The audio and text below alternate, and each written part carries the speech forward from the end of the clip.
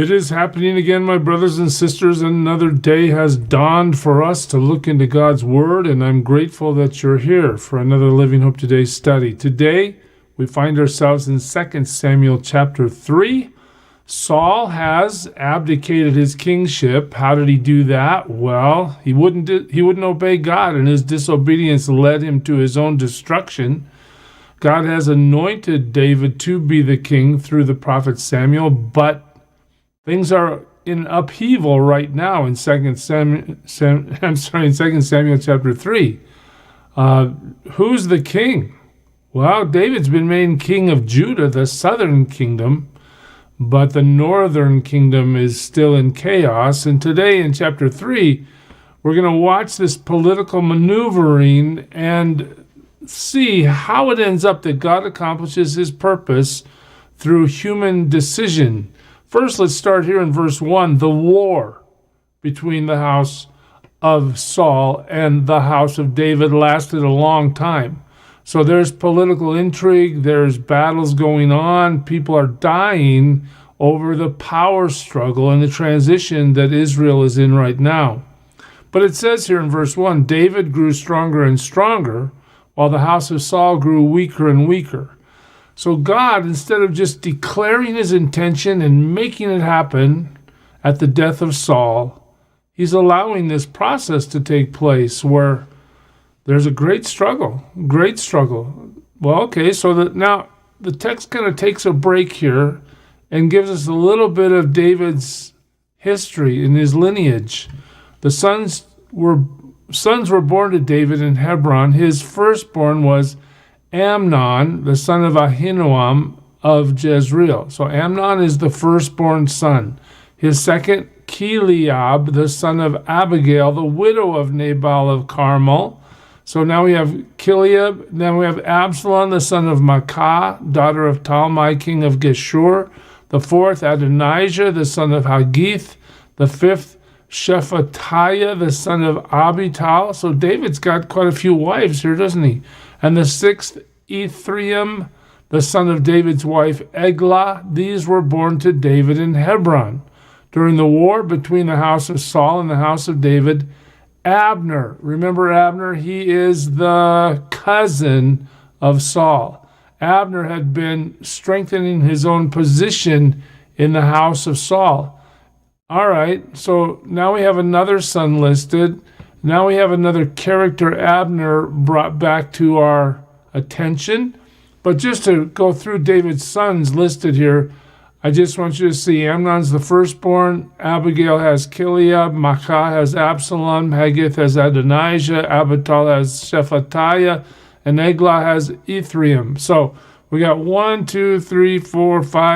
6 baby mamas and 6 sons listed here. All right. Now Saul had a concubine named Rizpah, daughter of Aiah. And Ishbosheth said to Abner, "Why did you sleep with my father's concubine?" So Saul's dead, but he had a concubine. Her name was Rizpah. And Abner apparently slept with this concubine. Well, Ishbosheth, the leader of the north at the time, he's upset. Why'd you do that? Abner was very angry because of what Ishbosheth said. And he answered, "Am I a dog's head on Judah's side? This very day I am loyal to the house of your father Saul and to his family and friends. I haven't handed you over to David, yet now you accuse me of an offense involving this woman." So now we're not really sure, did he really sleep with her? Has he violated some sort of protocol or not? We just know that his reaction to the accusation is very strong. And in fact, listen to this. May God deal with Abner. He's talking about himself in third person, be it ever so severely, if I do not do for David what the Lord promised him on oath. Look at this, verse 9, do you see this? Abner knows that David is intended by God to be the king. He's up there in the north supporting Ishbosheth in the house of Saul, but he knows the Lord has promised David the kingship of Israel. All right? If I do not do for David what the Lord promised him on oath and transfer the kingdom from the house of Saul and establish David's throne over Israel and Judah from Dan to Beersheba. When you see from Dan to Beersheba, this is an accustomed way to say from the far north to the far south, the whole thing. All right? So now Abner is moving all the way to, hey, if you're going to make this accusation against me about sleeping with Saul's concubine, I am going to do everything I can to bring David to power so that he is now the king of the whole territory. Ishbosheth did not dare to say another word to Abner because he was afraid of him. Well, Abner must be a fairly intimidating guy, right? So Abner sent messengers on his behalf to say to David, whose land is it? Make an agreement with me, and I will help you bring all Israel over to you. So Abner is now pursuing an alliance with David. I mean, this is political intrigue, isn't it? Good, said David, I'll make an agreement with you, but I demand one thing. Wow, okay, what's David's condition? Look at this. Do not come into my presence unless you bring Michal, daughter of Saul, when you come to see me. Remember that Saul gave David's wife Michal away as an act of vengeance when Saul was so determined to kill David. Michal is Saul's daughter, right? Okay. Verse 14. Then David sent messengers to Ishbosheth, son of Saul, demanding, give me my wife, Michal, whom I betrothed to myself for the price of 100 Philistine foreskins. He wants his wife back. This would be wife number 7. So Ishbosheth gave orders and had her taken away from her husband, Paltiel, son of Laish. Her husband, however, this is Paltiel, he's broken he's smashed by this event. He loves his wife. Her husband, however, went with her, weeping behind her all the way to Bahurim, when Abner said to him, go back home. Again, we're seeing Abner to be completely intimidating. You want to go against Abner? You can do it at the risk of your life. Abner says, go back home. And so Paltiel says, okay, I'll see you later, Michal. You're going to go be David's wife now. Abner conferred with the elders of Israel and said, for some time you have wanted to make David your king. That's an interesting statement, that there's sentiment in the north that Ishbosheth isn't the one. David's the one. Abner acknowledges that in verse 17, and he says, now do it, for the Lord promised David. Look at this. Again, there is widespread understanding that God has called David, anointed David, to be the king. Why haven't they done it? Well, Abner's now the catalyst that's going to see that it happens.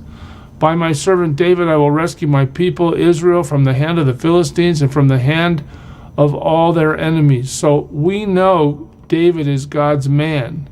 Abner also spoke to the Benjamites in person. Remember the Benjamites? That's the tribe Saul is from. They are the fierce warriors that really started the civil war in Israel. Okay, he's talking to those guys, and he says, then he went to Hebron to tell David everything that Israel and the whole house of Benjamin wanted to do. When Abner, who had 20 men with him, came to David at Hebron, David prepared a feast for him and his men. Okay, so there's some sort of political alliance being formed here. Then Abner said to David, let me go at once and assemble all Israel for my lord the king, so that they may make a compact with you, and that you may rule over all that your heart desires. That sounds pretty good. We're going to consolidate the power, and David's going to be the king. So David sent Abner away, and he went in peace. Here comes a complication. It seems like there's always a complication. Just then David's men and Joab, remember Joab? He is David's nephew, son of Zeruiah, if I remember right. Okay, he's a fierce guy too, fierce like Abner. Okay, David's men and Joab returned from a raid and brought with them a great deal of plunder. But Abner was no longer with David. Yeah, in Hebron, because David had sent him away. Notice how the text now twice in 2 verses tells us he had gone in peace. David had believed Abner's intentions were legitimate. It was going to work out great. Joab, not so much. When Joab and all the soldiers with him arrived, he was told that Abner, son of Ner, had come to the king, and that the king had sent him away, and that he had gone in peace. Oh, he went in peace now 3 times in 3 verses. So Joab went to the king and said, "What have you done?" Uh-oh. "Look, Abner came to you. Why did you let him go? Now he is gone." Joab doesn't like Abner. Why doesn't Joab like Abner? Because Abner killed his brother in chapter 2, if you recall. Ahasel? I can't say it correctly, I'm sorry. We'll get to it here in the text. So Joab has a vengeful attitude towards Abner. You know Abner, son of Ner, he came to deceive you. Wait a minute, so now Joab is going to throw a wrench into this peaceful exchange David has had with Abner to say, Abner's lying to you. He's lying to you. He came to observe your movements and find out everything you're doing. In other words, he was on a reconnaissance mission. He wasn't on a peace mission. Joab then left David and sent messengers after Abner, and they brought him back from the well of Sirah. But David did not know it. Notice 26, David is excluded from what's about to happen. Now when Abner returned to Hebron, Joab took him aside into the gateway, as though to speak with him privately, and there, to avenge the blood of his brother Asahel. There it is, Asahel, that's his name. Joab stabbed him in the stomach and he died. Wow. So without the king's permission or knowledge, Joab kills Abner. Again, political intrigue and revenge is happening in the king's court. Later, when David heard about this, he said, "I and my kingdom are forever innocent before the Lord concerning the blood of Abner, son of Ner." What's he saying? I have no accountability here. I did not order this. I did not want this. I did not do this. May his blood fall upon the head of Joab and upon all his father's house. May Joab's house never be without someone who has a running sore or leprosy, or who leans on a crutch, or who falls by the sword, or who lacks food. Wow, David's really upset. He's really upset. I mean, not only has Abner been murdered without his understanding or knowledge, and this has great political consequence potentially, because now perhaps the alliance that was about to be cemented with the north is going to fall apart. Well, Joab and his brother Abishai murdered Abner, so now his brother Abishai is also brought into the plot, because he had killed their brother Asahel in the battle at Gibeon. You remember Asahel wouldn't stop running after Abner. Abner said, "Please, stop this or I'm going to stop you." And Asahel wouldn't stop, so Abner killed him. That's in chapter 2. Then David said to Joab and all the people with him, "Tear your clothes and put on sackcloth and walk in mourning in front of Abner." King David himself walked behind the bier. So now Joab just killed this guy, but Joab is called by the king to mourn for Abner. They buried Abner in Hebron, and the king wept aloud at Abner's tomb, and all the people wept also. So they understand that this murder was without permission. I guess you might want to say it that way. The king sang this lament for Abner. Should Abner have died as the lawless die? Your hands were not bound, your feet were not fettered. You fell as one falls before wicked men. And all the people wept over him again. So there's great mourning for the loss of Abner. Then they all came and urged David to eat something while it was still day. But David took an oath, saying, "May God deal with me, be it ever so severely, if I taste bread or anything else before the sun sets." So David has a self-imposed fast going on for the rest of the day until sunset. And all the people took note. This is a key verse. And they were pleased indeed. Everything the king did pleased them. Notice that the stock of David's account is going up. People admire his leadership. They're going to respond to the response that David has at the death of Abner, and perhaps this is going to appease those in the north.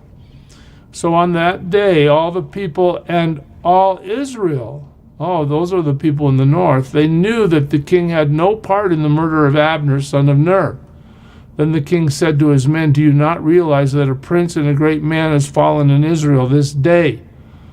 All right, and today, though I am anointed king, I am weak, and these sons of Zeruiah are too strong for me." Who's that? That's Joab and his brother. May the Lord repay the evildoer according to his evil deeds. So has David secured power in the north? You're going to have to come back. We'll get to that as it appears in Scripture, but I want you to just think about something. Think about the struggle David has been put through to fulfill the calling that God has on his life. Samuel came, anointed him king. He didn't just march him down to the throne and put him up there, put the crown on his head. No. David's been running for his life for years, and now his kingship, in terms of having the whole country under his control, is in jeopardy. We'll see how God works it out next time. God bless you, church. Serve him well today. Who is it who for sinners shed his blood, and now for cleansing all can plunge beneath that flood? It's Jesus. But do you know who he is?